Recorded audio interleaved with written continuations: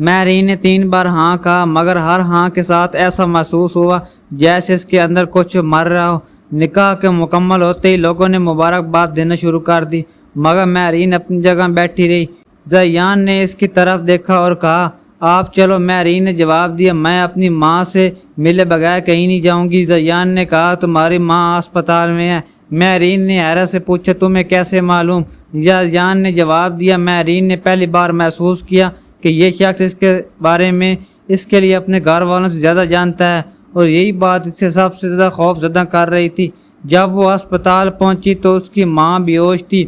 Marine نے زیان کی طرف دیکھا اور کہا، تم نے وعدہ کیا تھا۔ زیان نے ڈاکٹر کی طرف دیکھ کر کہا، علاج شروع کریں۔ ڈاکٹر نے حیرت سے پوچھا، آپ نے رقم جمع کرا دی ہے؟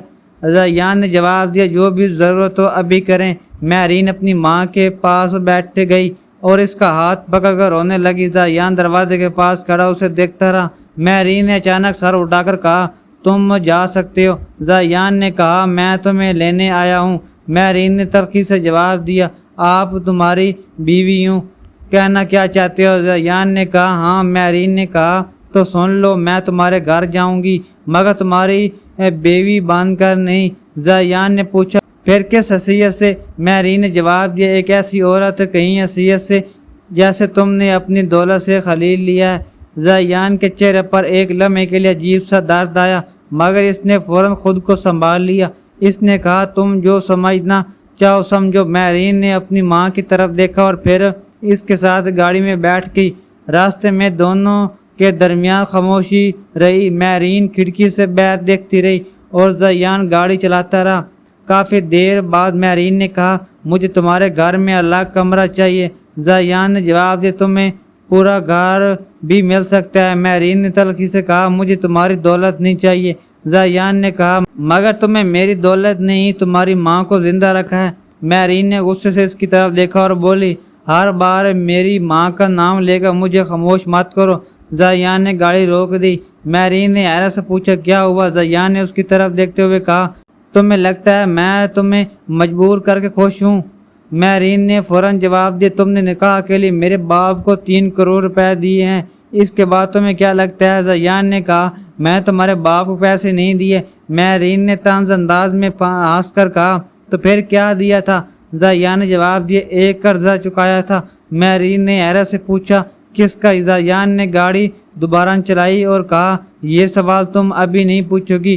میرین نے کہا، میں تمہاری بیوی ہوں۔ زیان نے جواب دیا، بیوی ہو، مگر ابھی میرے راز جاننے کا حق نہیں ملا۔ میرین نے غصے سے کہا، اور تمہیں میری زندگی کے ہر راز جاننے کا حق ہے۔ زیان نے جواب دیا، تمہاری زندگی کا سب سے بڑا راز تم خود نہیں جانتی۔ میرین نے فوراً پوچھا، کیا مطلب؟ زیان نے کوئی جواب نہیں دیا۔ چند گھنٹے بعد گاڑی ایک بڑے خاموش گھر کے سامنے روک گئی۔ میرین نے گھر کو دیکھا تو اس کے چہرے پر بے یقینی آ گئی۔ اس نے کہا، تم نے کہا تھا تم نے مجھے خریدا نہیں۔ زیان نے جواب دیا، میں نے نہیں کہا تھا کہ میں غریب ہوں۔ میرین نے تلخی سے کہا، اس گھر میں میں نہیں رہوں گی۔ زیان نے کہا، تم چاہو تو جا سکتی ہو۔ میرین نے فوراً کہا، ابھی؟ زیان نے دروازہ کھولتے ہوئے کہا، ہاں ابھی۔ میرین نے کچھ لمحے اسے دیکھا، پھر گاڑی سے باہر نکلی۔ وہ سڑک پر کھڑی ہوئی اور ادھر ادھر دیکھنے لگی۔ یہ شہر اس کے لیے بالکل اجنبی تھا۔ اس کے پاس نہ پیسے تھے، نہ فون، نہ کوئی جگہ۔ زیان نے گاڑی سے اتر کر کہا، اب کہاں جاؤ گی؟ میرین نے غصے سے جواب دیا، کہیں بھی، مگر تمہارے گھر نہیں۔ زیان نے کہا، تو پھر جاؤ۔ میرین نے قدم آگے بڑھایا، مگر چند ہی لمحے بعد روک گئی۔ اس نے پیچھے مڑ کر زیان کو دیکھا۔ زیان نے کہا، کیا ہوا؟ میرین نے افسوس سے کہا، میری ماں کا علاج بند مت کرنا۔ زیان نے جواب دیا، اگر تم چلی گئی تو علاج بند نہیں ہوگا۔ میرین نے حیرت سے پوچھا، کیوں؟ زیان نے کہا، کیونکہ میں نے تمہاری ماں سے کوئی سودا نہیں کیا۔ میرین خاموش ہو گئی۔ زیان نے دوبارہ کہا، اندر جاؤ۔ میرین نے پوچھا، اگر میں آ گئی تو کیا مجھے اپنی بیوی سمجھو گے؟ زیان نے جواب دیا، نہیں۔ میرین نے حیرت سے پوچھا، پھر؟ زیان نے کہا، میں تمہیں ایک ایسی عورت سمجھوں گا جیسے ابھی معلوم ہی نہیں کہ وہ کس جنگ میں پھنس چکی ہے۔ میرین نے اس کی بات کا مطلب سمجھنے کی کوشش کی، مگر زیان اندر جا چکا تھا۔ وہ مجبور اس کے پیچھے چل پڑی۔ گھر کے اندر داخل ہوتے ہی ایک عورت تیزی سے ان کی طرف آئی۔ وہ زیان کی خالہ تھی۔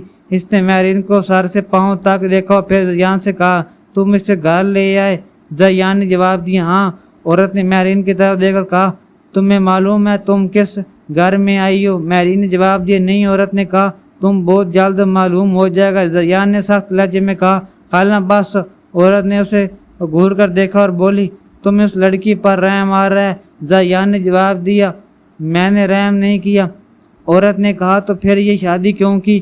زیان نے خاموشی اختیار کی۔ مہرین نے پہلی بار محسوس کیا کہ اس گھر میں صرف وہ نہیں ہے جو کچھ نہیں جانتی، بلکہ سب لوگ کچھ نہ کچھ چھپا رہے ہیں۔ رات کو اسے ایک الگ کمرہ دیا گیا۔ وہ بستر پر بیٹھی دیر تک اپنی ماں کے بارے میں سوچتی رہی۔ پھر اسے اچانک دروازے کے باہر قدموں کی آواز سنائی دی۔ مہرین نے دروازہ کھولا تو باہر کوئی نہیں تھا۔ فرش پر ایک لفافہ پڑا تھا۔ اس نے لفافہ اٹھایا اور کھولا تو اندر ایک تصویر تھی۔ تصویر میں زیان ایک چھوٹی بچی کے ساتھ کھڑا تھا۔ تصویر کے پیچھے صرف ایک جملہ لکھا تھا جس شخص سے تم نے نکاح کیا وہ تمہاری ماں کی بیماری کا ذمہ دار ہے۔ مہرین کے ہاتھ کانپنے لگے۔ اس وقت زیان اس کے پیچھے کھڑا ہوا۔ اس نے تصویر دیکھی تو اس کا چہرہ بدل گیا۔ مہرین نے فوراً پلٹ کر پوچھا یہ کیا ہے؟